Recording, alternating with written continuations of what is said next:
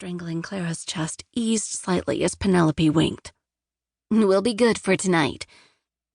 Clara folded her arms in a terrible attempt to warm her bones. "Thanks for watching him overnight. I really appreciate it." Depending on people was hard, sometimes impossible. Penelope made it easy. "He needs to be dropped off at school for 8 o'clock, both today and tomorrow. Pickup today is at 3. "No problem," Penelope replied, then tickled Mason, sending him into a fit of laughter. "You know I love any time I can get with this cutie." They said quick goodbyes before Mason could change his mind, and soon his sweet laughter faded as Penelope drove down the long driveway. The world felt like it began falling down on Clara's head. She wanted to run and hide so nothing could fracture the happy life she had created for him. But that was not rational, and she wouldn't let her emotions run wild today. "I've got exactly what you need," a voice broke through the silence. Clara glanced behind her, finding the youngest Carter sister standing in the doorway. Maisie was everything Clara wasn't. A free spirit, wild, adventurous. Her dark blue eyes always held a mischievous glint. Her dirty blonde hair was unruly, and most days she had paint somewhere on her body. She was the creative brains of Three Chicks Brewery, the company she and her 2 sisters had built from the ground up after Pops, their grandfather, passed away and left them the colonial house, along with the barn that now housed the brewery. Even Penelope had a stake in the company now, handling the beer tours that came through, which allowed Maisie's position to become a part-time job as she was planning on opening an art studio in town. "What do you have for me?" Clara asked for clarification. Maisie raised her arm, revealing a shot glass.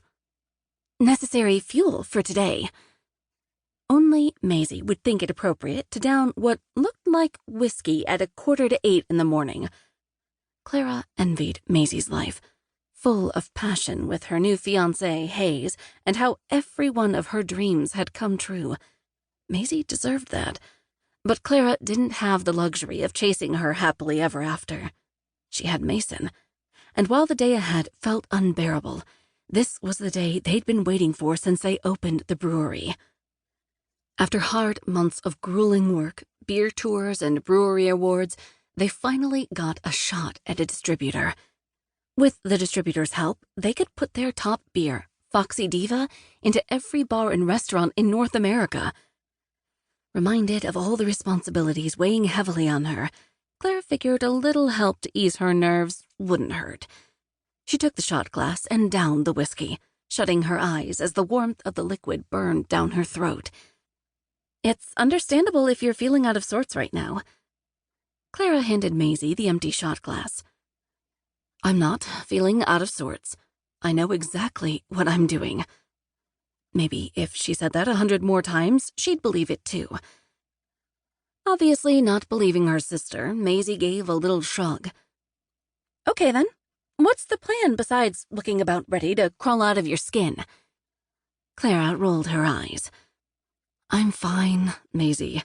The plan is simple. Impress the distributor." Only problem?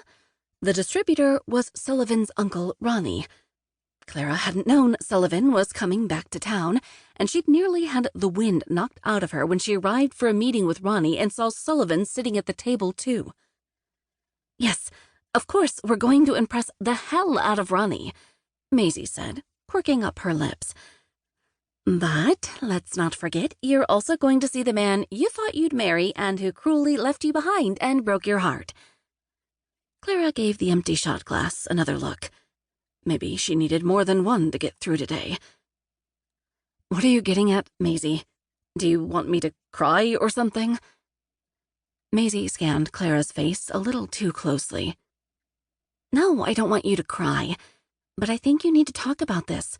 Mason's birth father is back in town, and you have hardly said anything about it. What's the plan? Hiding Mason away until Sullivan leaves town again?" Sounded good to Clara. Her stomach nearly heaved her breakfast out onto the old wooden porch. It all seemed like a bad dream she had to wake up from. When Sullivan left River...